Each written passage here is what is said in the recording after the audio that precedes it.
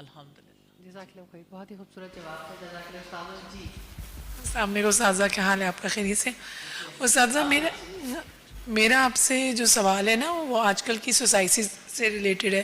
جیسے ماشاء اللہ دین کی تعلیم اور دینی نالج جو آپ کہہ لیں وہ تو سوشل میڈیا پہ بھی بہت زیادہ ہے، اور ہم سب کے پاس یہ نالج جو لوگ اس کو سیکھ کرتے ہیں. اب پرابلم آتی ہے یوتھ کے ساتھ. جب بچوں تک بات آتی ہے نا تو وہ mothers are unable to connect children. میں اپنے پہ رکھ کے کہتی ہوں کہ I try my best to become a role model but then I am unable to connect the children with اللہ تعالیٰ. اب وہ مجھے سمجھ نہیں آتی. دوسرا ایک اور چیز، جب آپ ورک انوائرمنٹ میں ہوتے ہیں، آپ کا اٹائر بھی ایسا ہے یا آپ اپنے آپ کو لے کے جا رہے ہیں، وہ لوگ ان کو پتہ لگ جاتا ہے اچھا یہ تو بہت زیادہ پرو اسلامک ہے، یا ہر چیز میں اس کو لے آتے ہیں. لیکن I want for my self کہ میں بے شک اگر کر رہی ہوں فالو، میں کوئی I am not miss perfect اور اس طرح سے بات نہیں ہے، لیکن میں چاہتی ہوں باقی لوگ بھی جو میرے سراؤنڈنگ میں ہیں، فائدہ تو تبھی ہے نا کہ وہ بھی اس کے ساتھ اللہ تعالیٰ کے ساتھ جڑیں، یا میں کوشش بھی کرتی ہوں. تو کوئی اس میں گائیڈنس آپ دیں کس طرح سے ہم مزید اپنے ساتھ اپنے بچے سب سے پہلے اپنے گھر اور پھر اپنے جو ورک پلیس ہے اس میں کیسے اللہ تعالیٰ کے ساتھ جوڑیں. بات یہ ہے کہ ورک پلیس پہ ہم کس طرح اپنے آپ کو اللہ تعالیٰ سے کنیکٹڈ رکھیں اور اپنے بچوں کا کنیکشن کیسے اللہ سبحانہ تعالیٰ سے جوڑیں. بات یہ کہ ہماری ماں جو بہت سینسیبل ماں ہے، بہت باشعور ماں ہے، میں ساری ماؤں کی بات نہیں کرتی، جو بہت باشعور ماں ہے، جو چاہتی ہے میرا بچہ اللہ سبحانہ تعالیٰ سے کنیکٹڈ رہے، وہ اکیلے ساری زندگی ایفرٹ کر لے. ایک اکیلا ہے اور 2 11. اللہ سبحانہ تعالیٰ نے یہ طریقہ کار ہمارے لیے یہ فرض بنایا ہے کہ ہم اپنی اولاد کی تربیت کریں. جیسے سورہ تحریم میں آتا ہے قُوْ أَنفُسَكُمْ وَأَهْلِيكُمْ نَارًا، اپنے آپ کو اور اپنے گھر والوں کو اللہ کی آگ سے بچاؤ. لیکن اللہ سبحانہ تعالیٰ نے ہمارے لیے پوری سوسائٹی کی اصلاح کے لیے مساجد بنائی ہیں، دن میں 5 مرتبہ.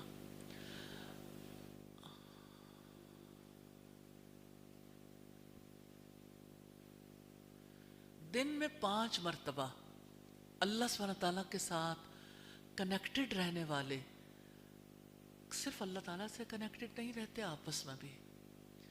جہاں مسجد کا نظام مضبوط ہے، سوسائٹی کے افراد مسجد سے جڑے ہوئے ہوتے ہیں، وہاں پر جب چھوٹی پود ہے نا وہ بھی ساتھ گریجولی ملتی چلی جاتی ہے.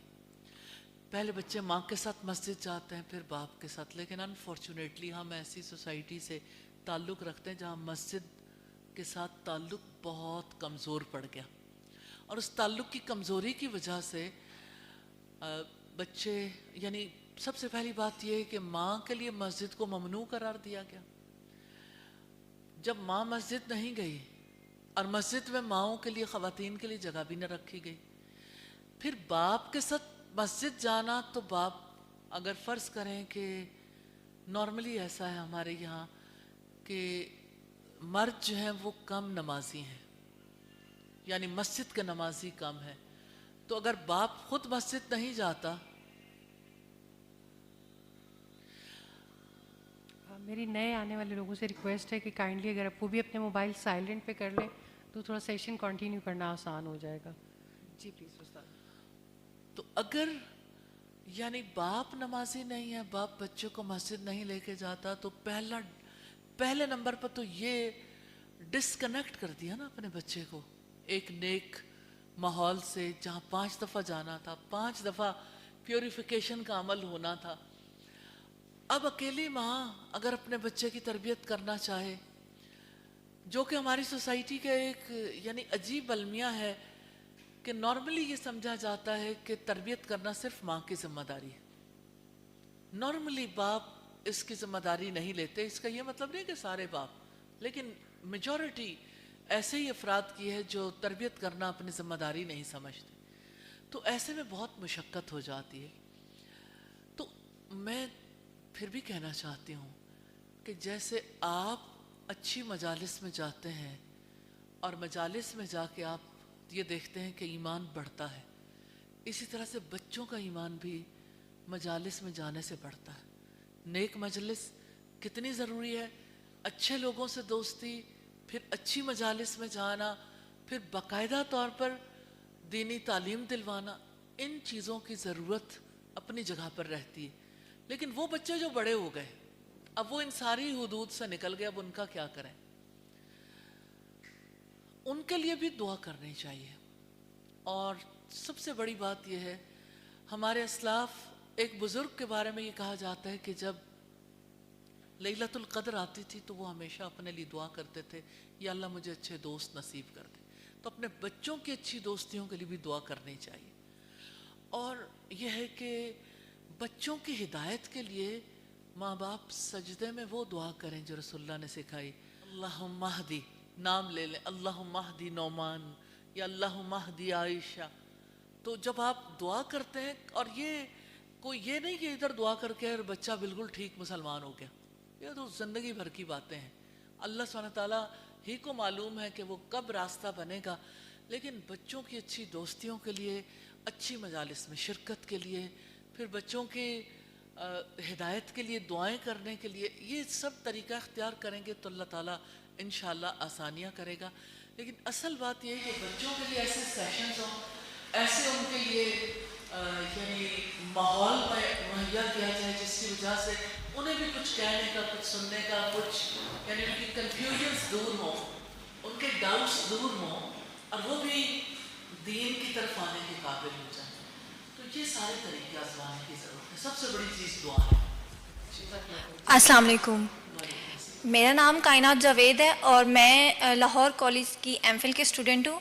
تو میرا سوال یہ ہے آپ سب سے کہ آپ سے کہ سم ٹائم ایسے ہوتا ہے کہ ہم سے کوئی غلطی یا گناہ ہو جاتا ہے. تو گناہ تو وہی چیز ہے نا جو آپ کے دل میں کھٹکے, وہ کھٹک بھی رہی ہے لیکن ڈسٹریکشن آپ کے پاس ہیں, تو آپ ڈسٹریکٹ ہو رہے ہو, مطلب آپ نے گناہ سرزد کر لیا ہے, آپ کو وہ چیز فیل بھی ہو رہی ہے, اور آپ کو فیل ہو رہا ہے کہ آپ کا ایمان کا لیول یا آپ کا اللہ سے رابطہ جو ہے نا اس گناہ کی وجہ سے کم ہو گیا ہے, اور وہ آپ اس کی توبہ کرنا چاہتے ہو, لیکن اللہ تعالیٰ کی طرف پلٹنے میں آپ سے دیر ہو رہی ہے. تو آپ پلٹنا چاہتے ہو, لیکن وہ جو آپ کا ڈسٹینس آ رہا ہے نا اس کو کم کرنے کے لیے کوئی آپ ترکیب بتا دیں یا کیسے کر سکتے ہیں یہ چیز. اب میرا یہ ہے کہ سم ٹائم ہم گناہ کرتے ہیں یا غلطی کر لیتے ہیں, ٹھیک ہے, اور اس غلطی کا ہمیں اندازہ بھی ہو جاتا ہے, ہم اس کی معافی مانگنا چاہتے ہیں لیکن اللہ کی طرف پلٹنے میں ہم سے دیر ہو رہی ہے. تو اس کے لیے کوئی ترکیب بتا دیں کہ اللہ کی طرف پلٹنے میں آسانی ہو جائے. مطلب جب انسان استغفار شروع کرتا ہے نا اور غلطی کر کے زیادہ ٹائم گزر جاتا ہے تو ابلیس جو ہے وہ یا خود یا اپنے ایجنٹ سے کہلواتا ہے, لو دیکھو 900 چوہے کھا کے بلی حج کو چلی, یا اسی طرح سے یہ کہ اب کیا فائدہ کہ اب معافی مانگو گے, اب تو اتنا عرصہ گزر گیا اور اب تو یعنی کہ بات آئی گئی ہو گئی. لیکن اللہ سبحانہ تعالیٰ کا پیار ہے, یہ اس کی محبت ہے کہ اس نے دل میں ڈالا ہے کہ تم سے غلطی ہوئی ہے, معافی مانگ لو. تو یہ جو خیال آنا ہے یہ چھوٹی بات نہیں ہے. جب خیال آئے اس وقت پہ استغفار کر لیں. ریلی استغفار اور توبہ کا پانی بڑے سے بڑے گناہ کو دھو ڈالتا ہے. اسی لیے اللہ سبحانہ تعالیٰ نے فرمایا یا ایھا الذین آمنوا, اے لوگو جو ایمان لائے ہو, توبوا الی اللہ جمیعا, اللہ کی طرف سب مل کر توبہ کرو. تو توبہ کرنا بہت ضروری ہے. تو توبہ کرنے کے لیے, استغفار کرنے کے لیے وقت کا انتظار نہ کریں, جہاں پہ ہے. اور صلاۃ توبہ پڑھی جا سکتی ہے, اور اللہ سے دل کی بات کر لیں کہ اللہ میرے سے یہ غلطی ہوئی. میں ایک چھوٹی سی مثال آپ کو دیتی ہوں, لیکن میرے لیے یہ زندگی کی بہت بڑی مثال ہے. ایک دفعہ میں حج کے لیے گئی تو مجھے کسی نے کہا کہ بہت پرانی بات ہے کہ آپ نے جب عرفہ کے میدان میں جانا ہے تو آپ نے نمازیں ادا کرنے کے بعد کسی سے بات نہیں کرنی. یہ وقت ہاتھ نہیں آئے گا, تھوڑا سا وقت ہے, تو آپ نے اپنے خیمے سے نکل جانا ہے, باہر کھڑے ہو کے بچپن سے یاد کرنا شروع کریں کیا کیا غلطیاں ہوئیں. تو آپ نے کہتے جانا ہے کہ یا اللہ میں نے یہ غلط کام کیا تو مجھے معاف کر دے, یہ غلط کیا. اچھا لیں جی, وہ جو سٹوری ایسی تھی کہ جب شروع کی نا تو مغرب ہو گئی، تو سٹوری ابھی باقی تھی کہ غلطیاں اتنی زیادہ تھیں. چھوٹی چھوٹی چیز کو بھی جو ہے نا وہ خود سے اپنے آپ کو نہ کہا کریں کہ چلو کوئی بات نہیں. جو جس کو آپ کہہ رہے ہیں نا چلو کوئی بات نہیں، اس میں بھی معافی مانگنی ضروری ہے. اللہ سبحانہ تعالیٰ نے اپنے نبی سے یہ کہا تھا جب آپ نے اپنا مشن پورا کر لیا، جس نبی کو اللہ سبحانہ تعالیٰ نے مقام محمود پہ جگہ دینی ہے، اس سے یہ کہا تھا کہ جب آپ دیکھو کہ لوگ جوق در جوق دین میں داخل ہو رہے ہیں، فَسَبِّحْ بِحَمْدِ رَبِّكَ وَاسْتَغْفِرْهُ، تو اپنے رب کی حمد کے ساتھ اس سے توبہ کرو، استغفار کرو. إِنَّهُ كَانَ تَوَّابًا، بے شک وہ بہت توبہ قبول کرنے والا. تو یہ دل کا یقین بہت ضروری ہے. اور اللہ کا نام التواب، العفو، الغفور، اس کو سنیں، پڑھیں اور اپنے دل کی بات ضرور اس سے کہیں، الگ ہو کے، خاموش ہو کے. جس کو عرفات کے میدان میں جگہ نہیں ملتی، اللہ سبحانہ تعالیٰ سے کہیں بھی جگہ دے، اپنے گھر میں الگ، لوگوں سے الگ تھلگ ہو کے تھوڑا اونچی آواز میں کہنا تو بندے میں سکون بہت آتا ہے. اس کا یہ مطلب نہیں کہ ہمیشہ اونچی آواز میں کہنا چاہیے، لیکن اپنا بھی علاج ہوتا ہے، اپنے آپ کو بھی پتہ چلتا ہے. اور پھر یہ کہ دل کو ڈھارس بھی بنتی ہے، اور اس بات کی پرواہ نہ کریں، کیونکہ انسان جب اللہ تعالیٰ سے اس کے سامنے غلطیوں کا اعتراف کرتا ہے تو اس کی ہچکیاں بھی بڑھنے لگ جاتی ہیں کہ، اور اچھا نہیں ہے کہ دنیا میں انسان پاک ہو جائے، کہ دنیا میں اس سے ساری چیزوں کی معافی مانگے. یہ تو اللہ کا بہت بڑا کرم ہے، اس کی رحمت ہے، اس کا پیار ہے کہ وہ آپ کو معافی کی طرف لے آئے. ایک کوشچن آن لائن ہے آپ کو آگے، میں ایک سوال اور بھی کافی یوسف پوچھتی ہیں کہ لوگوں کا خوف دل سے نہیں کرتا ہے، اور کوشش بھی ہے، دعا بھی کرتی ہوں، بٹ بہت فیس کرتی ہوں اس ڈر کی وجہ سے بات تک نہیں ہو پاتی. دنیا اور دین کی بات بتاتے وقت جب بھی اللہ کے حق ہے اس کا کہ اللہ کی نیکی کی بات بھی بتانا چاہ رہی ہے. اور ایک اور سوال یہ کہ لوگوں کا خوف بہت زیادہ غالب رہتا ہے، اس سلسلے میں کیا کرنا چاہیے؟ خوف ہمارے ایموشنز میں سے ہے. اللہ سبحانہ تعالیٰ نے انسان کو ایسی فطرت پر بنایا ہے کہ وہ خوفزدہ ہو سکتا ہے کسی سے بھی، اسی طرح سے بے خوف بھی ہو سکتا ہے. اب یہ انسان کی اللہ سبحانہ تعالیٰ نے جو عقل دی ہے نا، اس کو استعمال کرنا ہے کہ اس نے خوف کس کا کھانا ہے. جو چیز انسان کے لیے بڑی ہوتی ہے انسان اس سے خوف زدہ ہوتا ہے. یہاں پہ حقیقت میں نہیں، ریالٹی میں جس کے لیے جو چیز جتنی بڑی ہے وہ اس سے خوف کھاتا ہے. مثال کے طور پر ایک بچے کو اگر سانپوں میں بٹھا دیں اسے خوف ہی نہیں آئے گا. کرول کرنے والا بچہ، اسے کیا خبر، وہ سانپ کو پکڑ بھی لے گا. وہ موسیٰ علیہ السلام بھی ہوں گے تو انگارہ بھی اٹھا کے منہ میں ڈال لیں گے، کیونکہ انہیں خوف نہیں، پتہ ہی نہیں ہے کہ یہ آگ جلا دے گی، یہ ناگ مجھے کاٹ لے گا. اسی طرح سے آپ دیکھیے کہ انسان جو ہے نا وہ کبھی اپنے بڑوں سے ڈرتے ہیں، اور کبھی ملکوں کی سیاست میں دیکھیں تو اپنے سے بڑے ملکوں میں جو زیادہ پاورفل ہیں ان سے ڈرتے ہیں. سمندروں میں دیکھیں چھوٹی مچھلیاں بڑیوں سے ڈرتی ہیں. اور اسی طرح سے یعنی یہ خوف تو ایسی چیز ہے، خوف بکتا ہے. آپ نے دیکھا نہیں کتنا عرصہ آپ نے کووڈ میں جو گزارا، کیا خوف نہیں بکا تھا؟ اس خوف کی وجہ سے کیا لاک ڈاؤن میں ہم نہیں رہے تھے؟ کیا اس کی وجہ سے ہم سوشل ڈسٹینسنگ پہ نہیں آئے تھے؟ کیا اس کی وجہ سے لوگ ایک دوسرے سے ہاتھ ملانے سے بھی قاصر نہیں ہو گئے تھے؟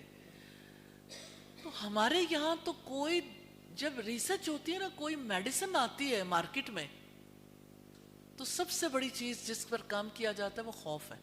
انسانوں کو خوف دلایا جاتا ہے. تو اس کا مطلب انسان خوف کھاتے ہیں، لیکن اب کرنے کا کام کیا ہے؟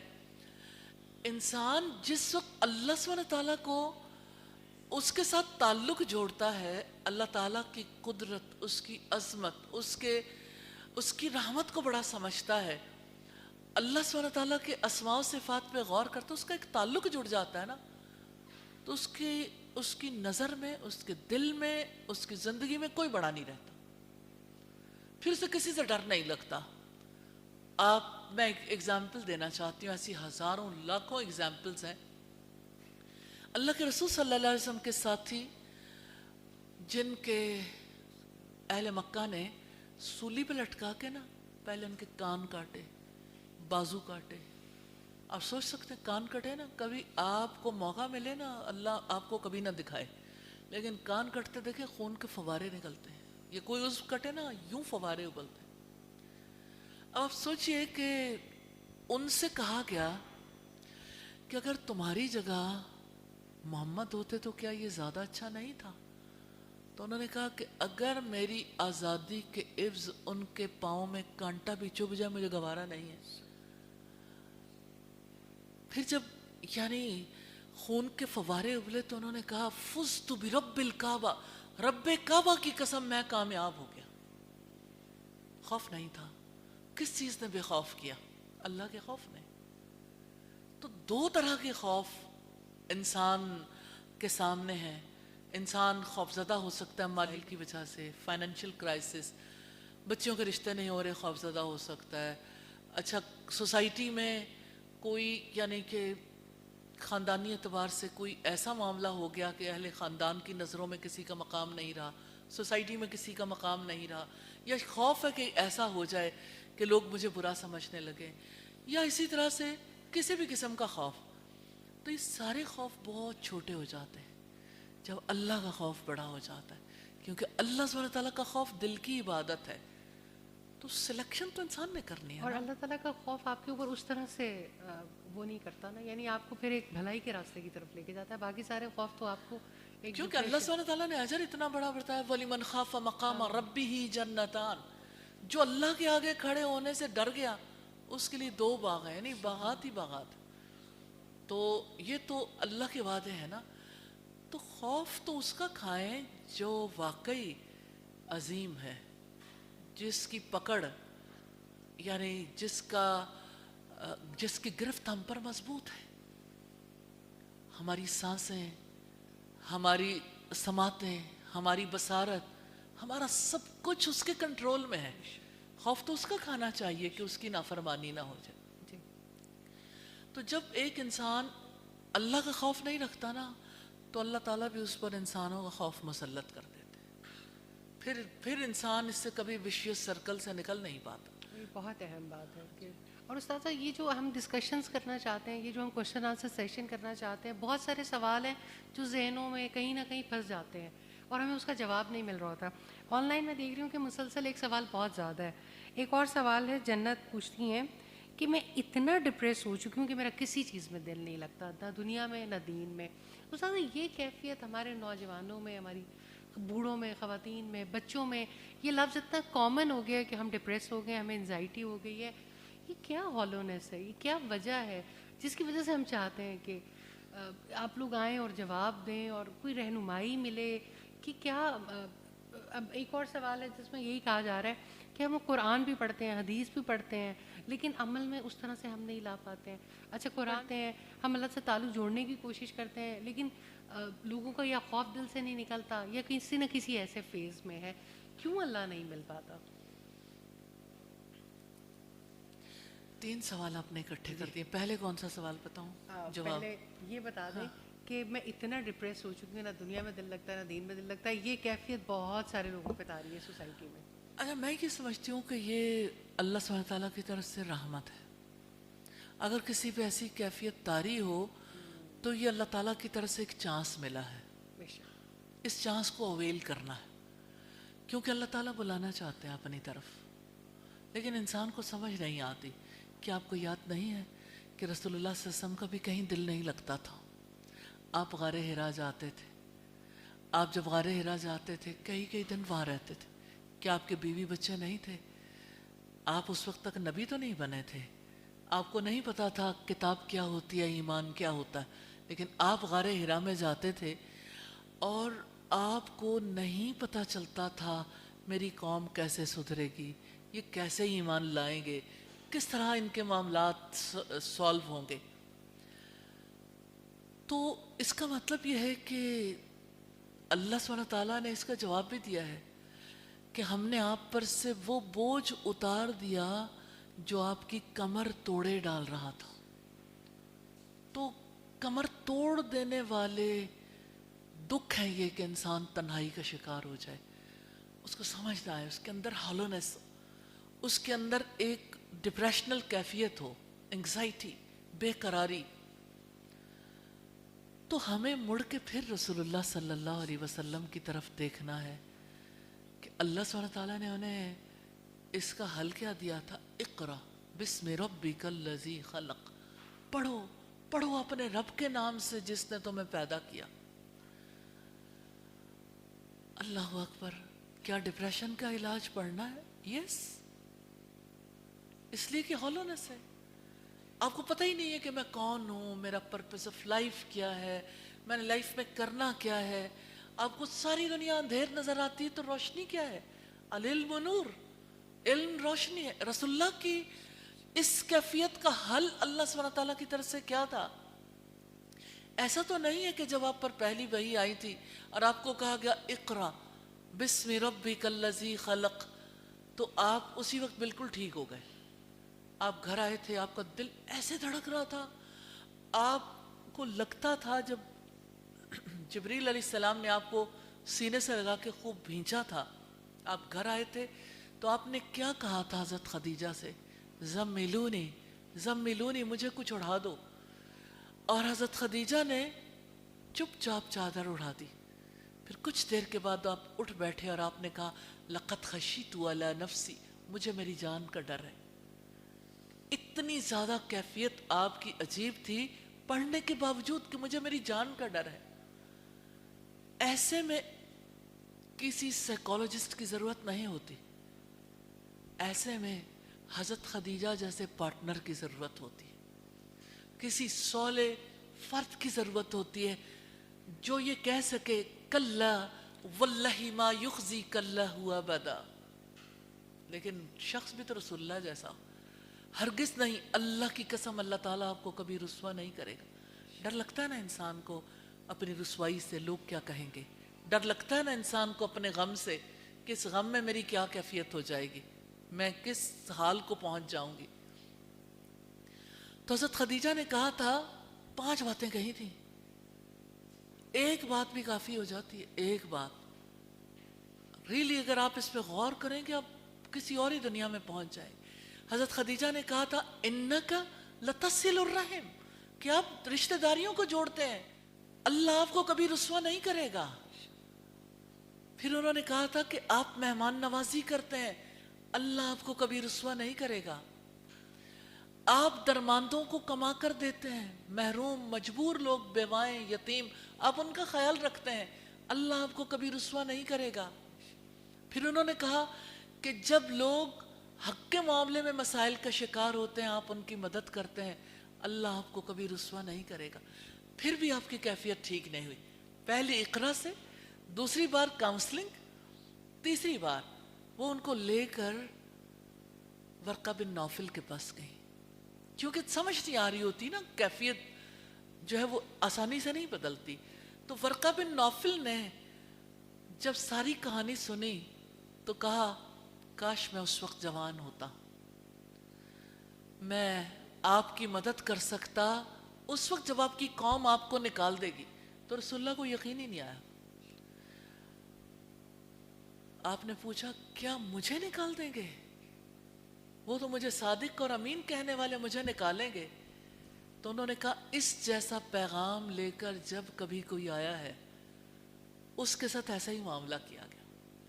پھر نبی کریم آ گئے واپس، کیفیت پھر بھی ٹھیک نہیں ہوئی. 3 دفعہ ایسا معاملہ ہوا لیکن پھر بھی آپ صلی اللہ علیہ وسلم عجیب کیفیت میں تھے. پھر آپ انتظار میں تھے کہ فرشتہ دوبارہ آئے، مجھے دوبارہ پتہ چلے اللہ تعالیٰ کیا کہتے ہیں. پھر وہی نہیں آتی تھی. اس کا غم لگ گیا. کبھی کسی پہاڑ پر چڑھ جاتے کہ اپنے آپ کو نیچے گرا لیں، کبھی آپ یعنی باہر نکل جاتے تھے لیکن کہیں قرار نہیں ملتا تھا. پھر اللہ سبحانہ تعالیٰ کی طرف سے ایسا ہوا کہ آپ پہاڑ سے اترے وادی میں گزر رہے تھے تو آپ نے دیکھا زمین اور آسمان کے درمیان وہی فرشتہ بیٹھا ہے. اور آپ سے انہوں نے جب آپ نے دیکھا آپ کا دل پھر ویسے ہی دھڑکنا شروع ہو گیا. آپ کو پتہ ہے انگزائٹی میں انسان کی کیا کیفیت ہوتی ہے. آپ تیز قدموں سے چلتے چلتے گھر آئے اور آپ نے حضرت خدیجہ سے کہا دس سیرونی، مجھے کچھ اڑا دو. تو حضرت خدیجہ نے ایک بار پھر موسم بدل چکا تھا, آپ کے اوپر اسی طرح کپڑا ڈال دیا, اور پھر حضرت جبریل علیہ السلام آئے اور آپ سے کہا ریلی یہی ڈپریشن کا علاج ہے, یا ایھا المدثر قم قم فانذر, اے اوڑھنے لپیٹنے والے اٹھو اور لوگوں کو خبردار کرو. جس کسی کو ڈپریشن ہے چیلنج ہے اللہ کے لیے, نکلو, ڈپریشن نہیں رہے گا. یا ایھا المدثر قم فانذر, اٹھو اور لوگوں کو خبردار کرو. وَرَبَّكَ فَكَبِّرْ, اپنے رب کی بڑائی بیان کرو, اللہ کی بڑائی. وَثِيَابَكَ فَطَهِّرْ, اپنے کپڑے پاک رکھو.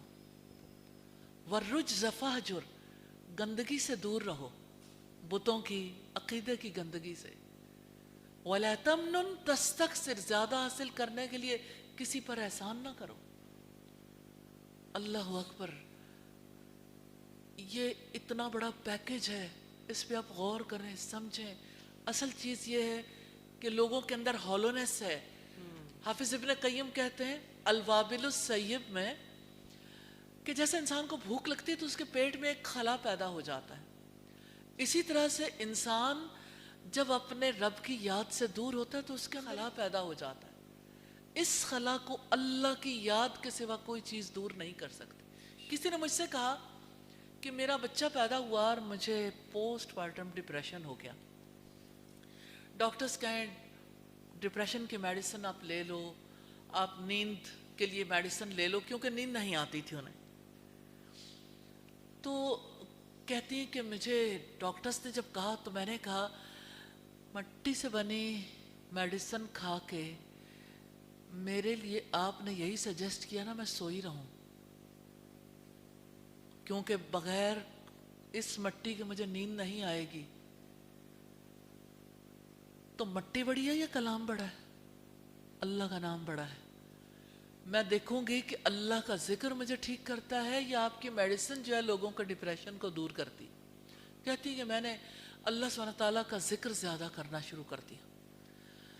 میرے اوپر کہتی ہیں کہ بہت مشکلات تو آئیں, کیونکہ کہ اس کیفیت سے نکلنا آسان نہیں ہوتا, لیکن کہتی ہیں کہ ہر آنے والے دن پہ میری کیفیت بدلتی گئی, اور آلموسٹ کوئی 1 مہینے کے بعد میں اپنے گھر میں تھی. پہلے تو میں باہر بھی نہیں جا سکتی تھی, مجھے ڈر لگتا تھا, خوف بہت زیادہ تھا. پھر میں اپنے گھر سے نکلی, جب میں اپنے سٹی سے نکلی تو میرے وہ جو ٹیبوز تھے وہ ٹوٹنا شروع ہو گئے. تو مجھے کسی نے کہا کہ آپ اب جو ہے نا چھوٹی چھوٹی ایسی شارٹ ٹرم ہوپس لیں جس سے آپ اس کیفیت سے نکل جائیں, کوئی اچیومنٹ کا احساس ہو. کہتی ہیں کہ میں نے لوگوں کو چھوٹی چھوٹی جو باتیں مجھے پتہ تھی میں نے سکھانا شروع کر دی, اور اس میں مجھے اتنا لطف آیا لوگوں کو دعوت دیتے ہوئے. میں نے خود قرآن پڑھنا شروع کی, لیکن مجھے جو بات پتہ چلتی تھی میں فوراً دوسروں کو بتاتی تھی. کہتی اللہ سبحانہ تعالیٰ نے مجھے بالکل اس سے نکال دیا. تو دیکھیں, ایک اللہ تعالیٰ کا طریقہ کار ہے اور ایک انسانوں کا بنایا ہوا طریقہ کار ہے. مجھ سے خاتون نے کہا کہ شاید میں نے پہلے بھی تذکرہ کیا ہو کہ میرے ہسبینڈ کو ڈپریشن ہو گیا, تو میں انہیں تھراپسٹ کے پاس لے کے گئی.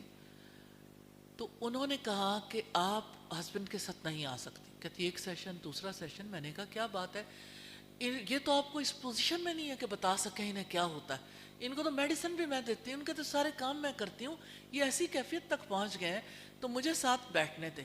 کہتی بڑی مشقت کے ساتھ میں بیٹھی تو مجھے پتہ چلا کہ یہ سائیکالوجسٹ کیا کرتے ہیں, یہ تو اللہ سبحانہ وتعالیٰ کے طریقہ کار کے کتنا خلاف چلتے ہیں. یعنی ایک ہوتی ہے چھوٹی چغلی اور ایک ہوتی ہے درمیانے درجے کی. یہ تو کوئی عظیم چغلیاں کرتے ہیں کہ چغلی میٹنگ ہوتی ہے, ابا نے کیا کہا, باپ نے کیا کہا, شوہر نے کیا کہا, فلاں نے کیا کہا, فلاں موقع پہ کیا ہوا تھا, بچپن یاد کرو, فلاں موقع یاد کرو.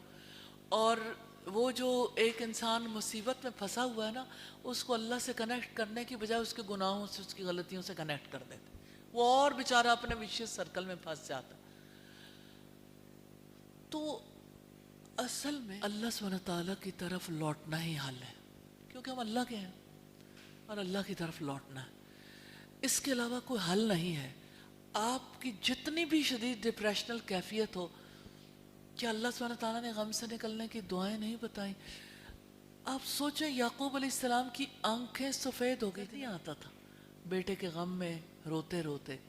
फिर किस तरह से हज़रत याकूब अलैहिस्सलाम के बेटे भी उन्हें कहते थे कि आप, जब उन्होंने कहा जाओ यूसुफ को ढूंढो, तो उन्होंने कहा आप सठिया गए हैं, कि आपको तो यूसुफ भूलता ही नहीं है। तो यूसुफ अलैहिस्सलाम के वालिद ने कहा इन्नमा अश्कु बस्सी व हुस्नी इलल्लाह, मैं तो अपने गम का शिकवा अल्लाह के सिवा किसी से नहीं करता। तो अगर गम है ना, अगर तकलीफ है, अल्लाह से कहना सीखें। जब आप अल्लाह सुब्हानहू व तआला से कहेंगे और अल्लाह सुब्हानहू व तआला से कहेंगे और अल्लाह ताला को अपना गम दे देंगे, तो अल्लाह आपको सुकून दे देगा। सौदा कर लें, इंशाअल्लाह ताला अल्लाह ताला की तरफ से बहुत आसानी होगी। जी जी, जज़ाकल्लाह खैर। Next question.